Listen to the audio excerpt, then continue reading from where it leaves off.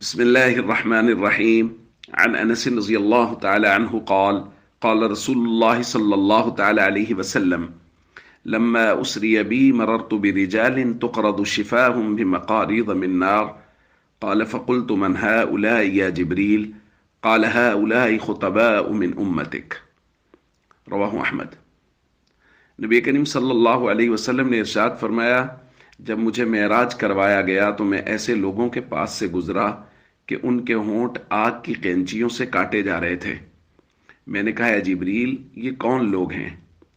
انہوں نے کہا: ہؤلاء خطباء من امتک، یا رسول اللہ یہ آپ کی امت کے خطیب ہیں۔ یأمرون الناس بالبر وینسون انفسهم، یہ لوگوں کو تو نیکی کا حکم کرتے تھے لیکن اپنے آپ کو نیکی کے حوالے سے بھلا بیٹھے تھے۔ وہم یتلون الکتاب، حالانکہ کتاب پڑھنے والے، کتاب کی تلاوت کرنے والے تھے۔ افلا یعقلون، کیا وہ لوگ عقل اور شعور نہیں رکھتے؟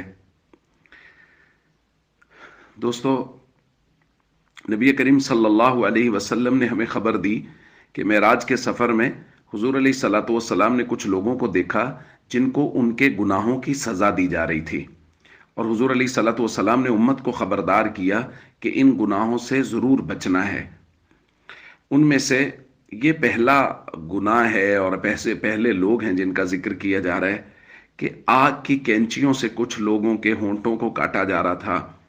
تو حضور علیہ الصلوۃ والسلام نے جب پوچھا تو جبریل نے بتایا: یا رسول اللہ، یہ آپ کی امت کے خطیب ہیں۔ ہؤلاء خطباء من امتک، یہ آپ کی امت کے خطیب ہیں۔ یأمرون الناس بالبر، لوگوں کو تو نیکی کا کہتے تھے، وینسون انفسهم، اور اپنے آپ کو نیکی کے حوالے سے بھول بیٹھے تھے، یعنی خود نیکی نہیں کرتے تھے، نہ ہی نیکی کا ارادہ کرتے تھے، بس لوگوں کو ہی کہتے رہتے تھے۔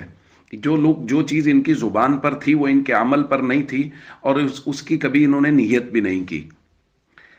تو دوستو، یہ بات بہت فکر مندی والی ہے ہم لوگوں کے لیے، خاص طور پہ میرے جیسے بے عمل لوگوں کے لیے، کہ ہم لوگوں کو دعوت ضرور دیں۔ ایسا نہ ہو کہ ہم دعوت چھوڑ دیں، دعوت ہم ضرور دیں، لیکن دعوت کے ساتھ ساتھ ہم اس عمل پر بھی کھڑے ہوں۔ جب ہم عمل پر کھڑے ہو کے، مضبوطی کے ساتھ عمل پہ کھڑے ہو کے دعوت دیں گے، یقیناً اللہ تعالی ہماری اس دعوت میں اثر ڈالیں گے اور لوگ اعمال کی طرف متوجہ ہوں گے۔ اس لیے فرائض اور ارکان اسلام کی بھرپور دعوت دیتے رہنا چاہیے۔